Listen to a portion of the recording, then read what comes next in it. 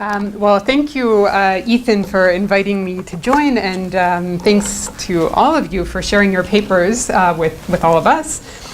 So I'm going to keep my comments fairly brief so that we have time to all engage with these papers. This panel invites us to hold two different visions in our minds at the same time. One is of a modern Mediterranean world in which the political, cultural, ideological, intellectual, and religious ties that bind peoples from the north, south, east of the Mediterranean together transcend national or imperial boundaries. That it is, in fact, these ties and these relationships that create what we might think of as a Mediterranean. The other vision is one in which Muslims, Jews, and Christians, primarily Catholics, move around and act in a world that is in an imagined Mediterranean France, which is to say a space that intimately connects France and the Maghreb, and most particularly Algeria.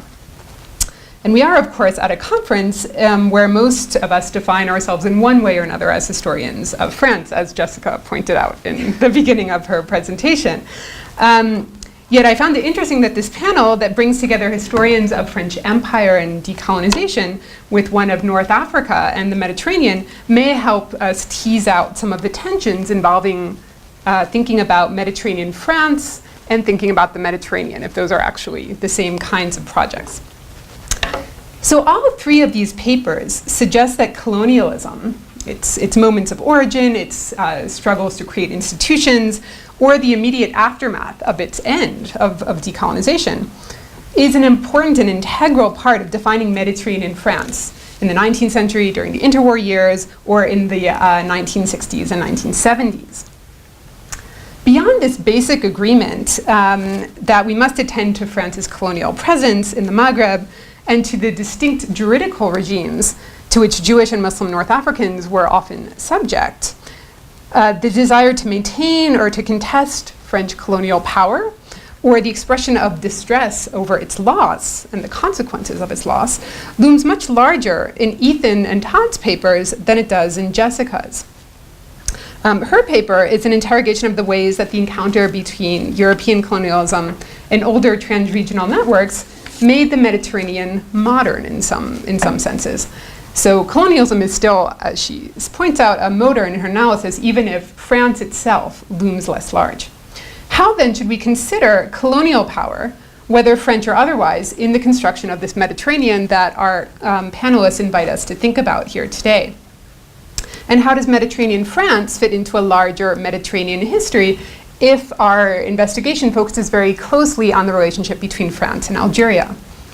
In other words, what might it mean to think about Mediterranean France if France itself is so much still part of our discussion? Since Julia Clancey-Smith, who was originally going to be part of our panel, couldn't be here, I thought I might invoke her presence by quoting briefly from her Mediterraneans, from a discussion of the problem of writing the history of Mediterranean migrations. And she wrote, quote, "The temptation to fall back upon comfortable binaries or taxonomies of religion, civilization, empire, or nation is ever present. Nevertheless, social interactions, however fraught or friendly, involve people who are also neighbors, workers, competitors, illicit lovers, and not just Muslims, Jews, and Christians, or North Africans and Europeans," unquote. Now, of course, all three of these papers resist these temptations, and in fact grapple with the ways some of their historical actors, like Todd's social Catholics, sought so desperately to reify, to some extent, these binary taxonomies. None of these papers seek to define people exclusively as religious or ethnic subjects, and Jessica and Ethan's papers explore the many ways that Ankala and his scholarly colleagues, or Bachir Tarzi's musicians, were both colleagues and competitors, and of course, so much more than that. Yet again, however, Ethan and Todd's analyses of Muslim and Jewish artists and activists, or social Catholic abolitionists, are framed as investigations into the nature of French Republican colonialism and its aftermath. To some extent, these are French stories about empire and nation. Jessica's exploration of Ankala's networks is not a French story, but a Mediterranean Jewish one, in which France is a relatively minor player for much of her analysis. And the nation itself has a relatively muted importance. So again, I want us to think about these together to consider how we might want to do Mediterranean history as French historians. And so I'd like to now make some brief comments on the individual papers before coming back to conclude and then opening this to you all. And I'll start with Jessica's paper, whose paper focuses on a person whose life spans the pre-colonial to the colonial moment and moves across many different territories. The longer piece that I read says that it's about defining Mediterranean modernity through Jewish eyes, which is a somewhat different focus. And it was interesting to read that version and to hear your talk today. And one of the things that I found very compelling about your paper is the decentering of France from your analysis of the life of Rabbi Abraham Ankawa, and your insistence on the theme of Mediterranean to define him, to allow for the messiness of his identities, his many identities, and those of a lot of the people who he worked with, rather than confining them to the narrower definitions that many of us use when talking about Maghrebi Jews. Ankawa, you suggest, was certainly not French, but was Mediterranean, and embodied the interactions between the colonial state and what you call older forms of transregional connectivity and authority. Many of your theoretical and methodological arguments are destined, perhaps more or equally, I don't know how you would want to define it, for scholars of Jewish history, North African history, and the Mediterranean world. But you also, of course, remind those of us who work on France to move beyond colonial categories, and most especially to move beyond colonial archives as a way of getting access to these other kinds of stories. And so I was intrigued by your entangling of the different ties that bind Ankawa to scholars in Italy, in Palestine, Morocco, Algeria, all of these places across the Mediterranean that make him a truly Mediterranean figure, as you show so well. But I'm wondering about the place of modernity in this discussion, how you want to situate that, and why it's important that he is considered to be Mediterranean, but Mediterranean modern, what you want to do with modernity here. The Mediterranean networks of connectivity that predate the colonial period that you describe so vividly continue to exist, and you show the ways that they continue to inspire the work of Ankawa and the ways that they interact with some of the restrictions that French colonial presence implies. And so I'm wondering if those earlier modes continue to exist and continue to very much define his work and those of a lot of the people who he corresponds with in Fez, in Italy, so on and so forth. Does this not challenge some of the discussion of the colonial encounter making the Mediterranean modern, or the use of the term modern to define what exactly is going on in the life of someone like Ankawa?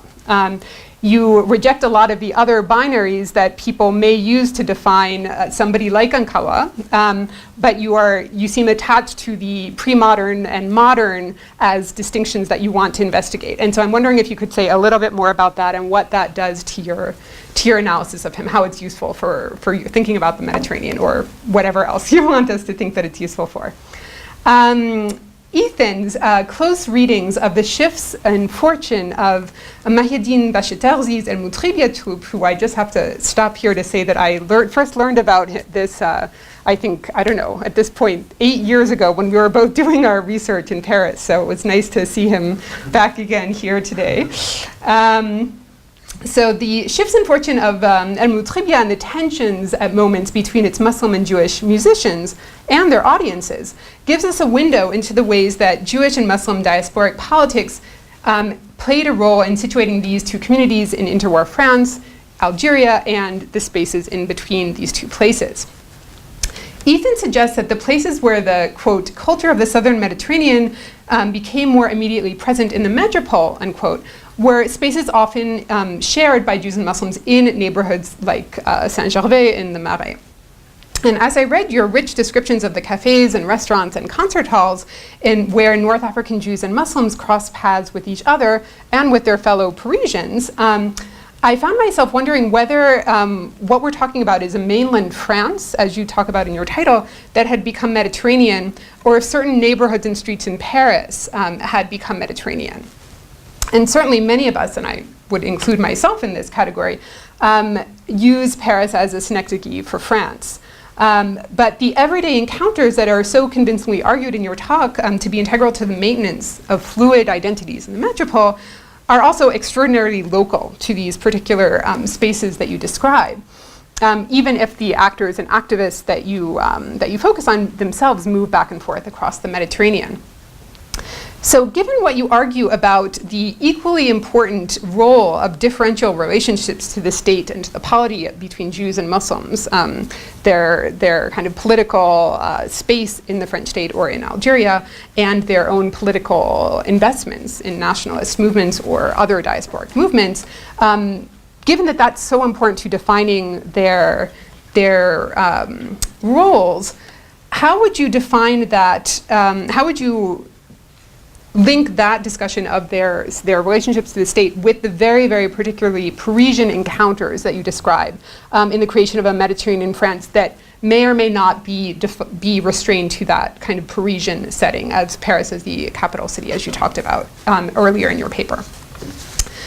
The space that makes up Todd's paper is Mediterranean in as much as the social Catholics that he analyzes sought to turn their fight against prostitution into an Arab or Muslim problem as a symptom of a general malaise in decolonizing France. Jean Célès and some of his peers seem to, in fact, be trying to remove France from any kind of Mediterranean world in ways that reproduced many of the racist logics of the French far right. And it was very interesting to see how that, those terms get bandied back and forth across the political spectrum. And what intrigued me about these social left Catholics fighting prostitution in order to combat French decay and attempt to give new life to Christianity was the fact that they identified the Arab Muslim male as the culprits for their society's decline at the same moment that certain other Catholics who would identify themselves as social Catholics or left Catholics were holding up Muslims as a model for the reinvigoration of religious life in 1970s France. And here I'm thinking of the ways that some Catholic and lay clerical leaders in Paris, for example, use the figure of the devout Muslim immigrant, whether of North or West African origin, as a reproach to French lapsed Catholics. So groups like Tous Fils d'Abraham, who sought Catholic-Muslim dialogue, or members of particular church communities like Notre-Dame de la Croix de Ménilmontant, argued that Muslims were men of faith who understood the presence of God and the importance of religion in everyday life, even in secular France. So at a moment where no one else understood the importance of religious practice, Muslims still did. And this is why the Catholic Church opened its doors, sometimes literally, to Muslims who are seeking space for religious observance. So how, if at all, should we reconcile Célès's stance that Islam banned prostitution, his earlier collaboration with Massignon, and the fact that many other left-leaning Catholics saw Muslims as a potential model or solution to this problem of the absence of God in French life, with his role in the racializing abolitionist discourse on prostitution, if those can be reconciled. Maybe they can't be. And so to conclude these very brief comments, I'd like to return to the general themes that I started with by drawing our attention to recent comments by Emmanuelle Saada on the colonial in French studies. She wonders if the colonial turn in French history has been a victim of its own successes, and suggests that there are three ways to go beyond the problem of what she calls the substantialization of the term colonial. The first of these three paths is one that she argues emerges from area studies and focuses on local processes and their intersections with foreign colonial powers. The second looks at empire itself and maps its deployments of power. And the third tries to resolve the choice between the local and the imperial by looking at the specificities of particular places as nodes in wider imperial circuits of power. Saada suggests that this third path is the most difficult and the most rarely attempted because of the need to work with multiple languages and multiple archives across states. Do these categories describe the approaches taken in these two papers? I think they draw on, in some cases, more than one of these approaches. And I also think that the distinctions she draws are somewhat clearer cut than they may actually be. But it may be productive for us to think about what work on Mediterranean France might look like if we defined it in those terms, and what it might mean to write about Mediterranean France as a historian of France, a historian of empire, a historian of the Maghreb, or a historian of Mediterranean Islam, Judaism, or Catholicism. Thanks. Do any of the three of you wish to respond to Naomi's comments and questions? Sure, I can start. Absolutely. I think there is a danger of, because in some ways I title it French modern Mediterraneans. I can't even remember what I titled it. Anyway, something about modern. And of course what I mean is modernizing, right? And it's a process, and it's not a but I do end up, and I struggle with this so much. I mean, the pre-colonial versus colonial dichotomy also ends up coming up in this paper / article, and there are obviously ruptures, but it's not absolute. I think I'm attached to modern, though, because I do think that it's the best way to describe what really changes in the Mediterranean in the 19th century, which is a kind of precisely this effort to reify, right, in the face of resistance, but nonetheless there's a pressure to reify. So in Ankawa's case, it's calling him a Moroccan and defining him as such, or excluding foreign rabbis from the sort of bounds of authority.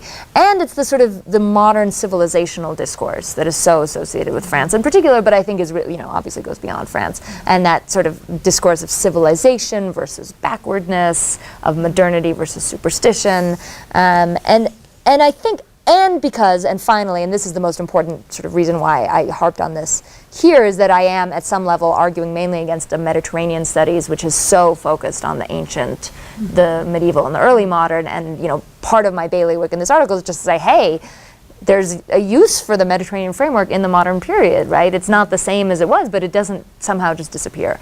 And that's, but absolutely, I mean, you're right that there's a very real danger of then reifying that, which obviously I need to resist. Thank you for great comments, Naomi.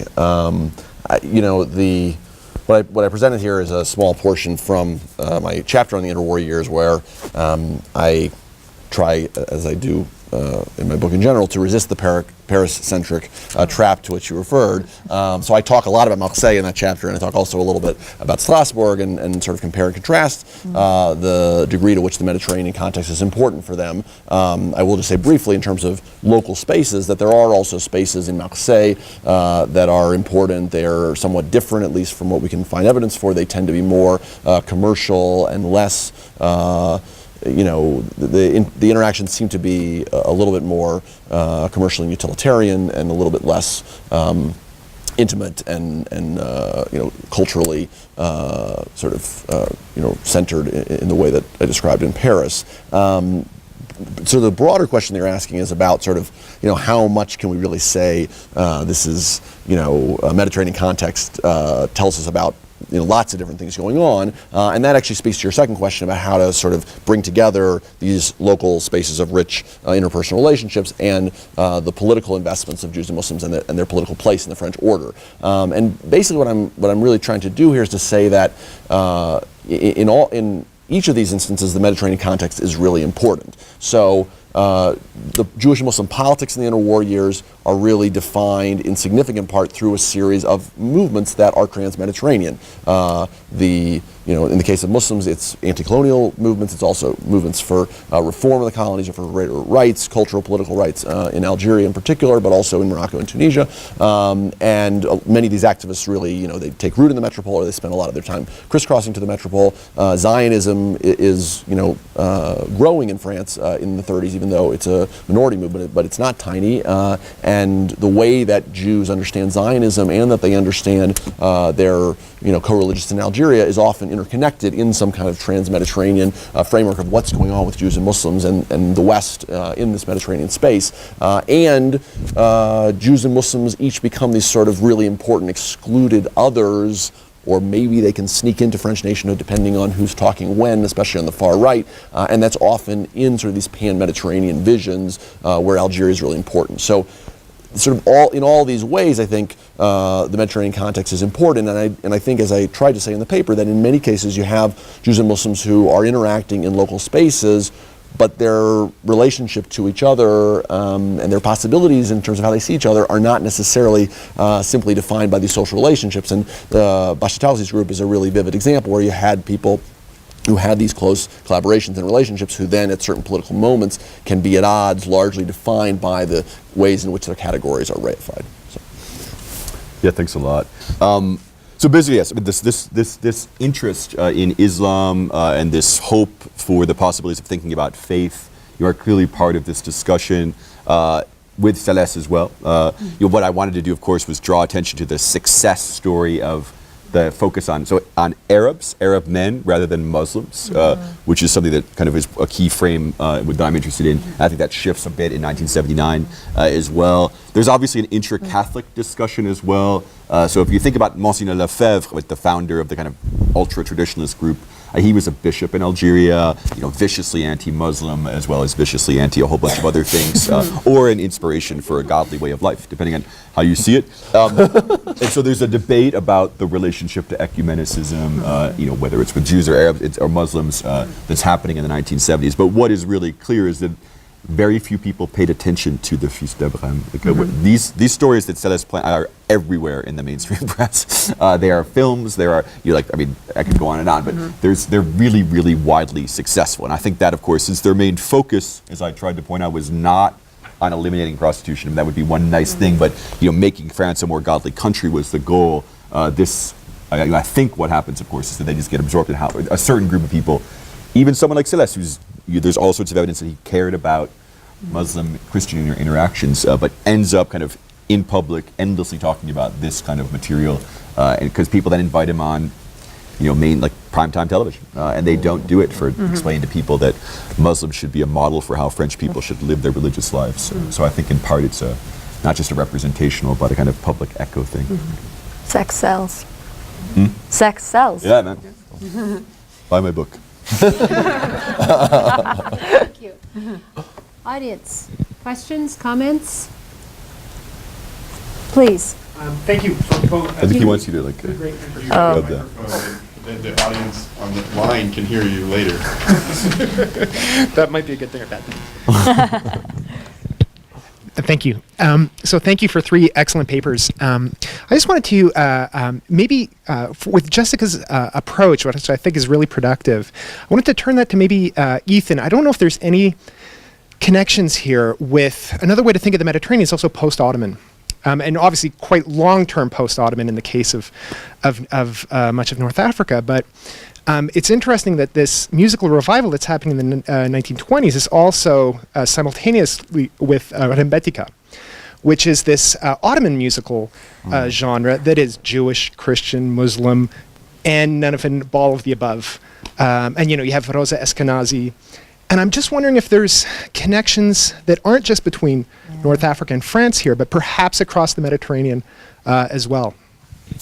It's a great question. Do we take one at a time? Just go ahead. Okay. Yeah. So I think it's a great question. I mean, my suspicion is that there are some connections, at least at the margins. I'm not an expert on music in the Mediterranean, so I feel a little bit out of my league to get deep into it. But just because there was already a lot of fertile crisscrossing across the Mediterranean more widely, I suspect that there are some interconnections, and I think you're right to push us beyond a framework that can too easily fall back into the metropole colony dyad that we're trying to get out of. So thank you.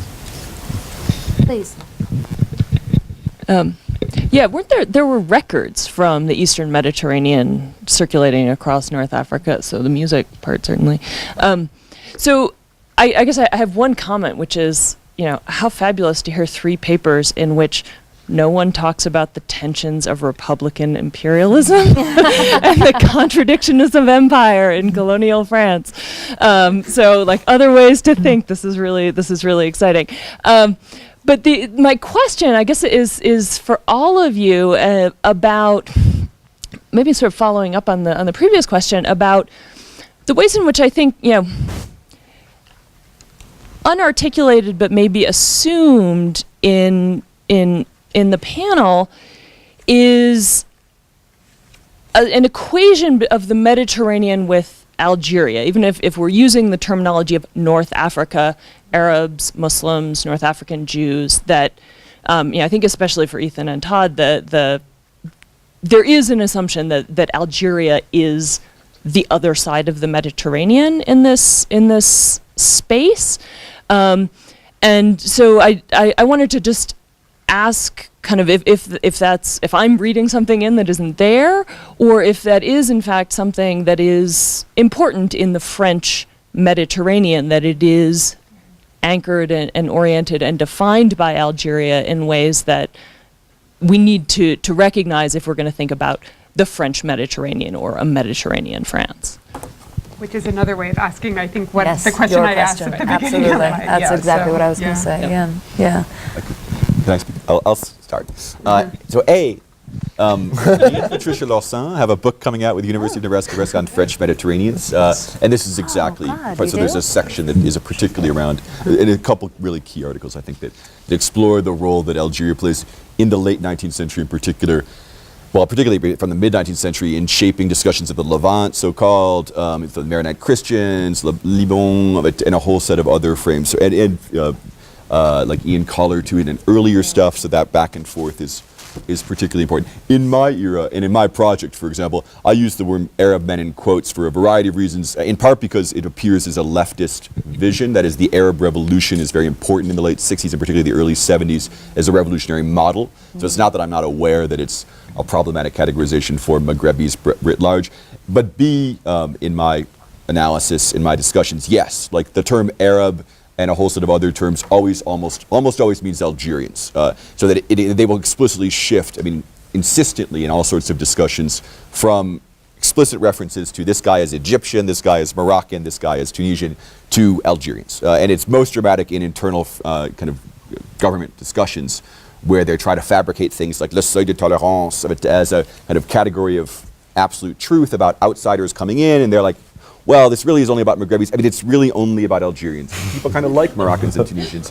But we don't want to talk about that. We want to talk about this as a category writ large, so that almost every, or like there's a great, an interesting case in '73 of a rape case that's debated in Libération that is about a woman of Vietnamese origin accusing or describing her rape by a man of Antillais origin, from the Antilles, and all of the discussions and debates are all about Algeria. All the letters and such. So yes, in my moment, I am particularly interested, exactly as Naomi raised, in this attempt to separate out so that Algeria suddenly becomes a causal thing in France rather than simply a space where prostitution was part of a French system that could be thought about, where that prostitution and particularly the white slave trade allows us to understand how foreign and dangerous this space is. It becomes a kind of entryway or a kind of potentially dangerous door that should be closed into the Arab world writ large or the Muslim world writ large. So there's an effort to kind of shut that down. But yes, that Algeria, I think, does play a really crucial and it's often kind of universalized into, or not universalized, but categorized as the Maghreb, North Africa, the Muslim world, Islam, Arabs. Yeah. I would say yes and no. You certainly can't imagine a French Mediterranean in which Algeria isn't central, right? And in very concrete ways, to talk about the period that I discussed, you have a big movement of Mediterraneanism in art and architecture, where you have all of these cities that are talking about redesigns in Algeria, and then you have some of the same architects thinking about Marseille and thinking about relationships, particularly between Marseille and Algeria, and referring to this as a kind of Mediterraneanism. And of course, you have the actual Mediterraneanists, the Latinist, far right in Algeria, which Sam Coleman has written about, and that's a whole conception that refers to itself as Mediterraneanism that is really anchored in a particular view of Algeria as connected to lineage of ancient Rome, and so in that way, absolutely. But I think it's the case I'm trying to make is that France is conceiving itself, and different actors in France are conceiving of France's position and their position, not simply in relation to Algeria, but in relation to a series of other networks. If you just look at the migrations, you have a lot of people obviously coming from Algeria, but you also have significant numbers of people coming from places like Egypt, Asia Minor. You have a really large Salonican immigration that takes place during these years. If you're talking about political networks, again, Palestine is becoming really important in this time. The fact that France is an expanding Mediterranean power, very briefly in this moment with Lebanon and Syria, and then this new sort of rivalry with Italy for Tunisia. So all those things, to me, make the context, it make it important for us to think beyond simply a French-Algerian binary, and that's why I think the Mediterranean discussion becomes productive. Can I weigh in briefly? Briefly. Very briefly. From the point of view of Mediterranean studies, I think of something that Mediterraneanists have long kind of done, which I think could be productive in this context, is look at the Mediterranean as a whole, but then as also sort of sub-regions within the Mediterranean. The Western Mediterranean, the Eastern Mediterranean, the Central Mediterranean. And I do think that, very much starting in the 19th century, for France, that French Algeria dead becomes the kind of central vector, but it's not the only one, and it's just the most important for France. And there are other vectors that are more important for other parts of the Mediterranean. So Tunisia, up until, and I would say even after French colonization, retains a much stronger dyad with Italy than with France. And I don't know well enough, but possibly even into the 20th century. That's kind of what my next project looks at. But and Mary Lewis has obviously done great work on this. So I think the Mediterranean is always about the sort of the very local, the somewhat less local, and the regional, and then of course the global beyond the Mediterranean. And so thinking about it at these different scales, I think, is maybe a productive way to answer that question. But it's a great question. Another question? Microphone to that corner.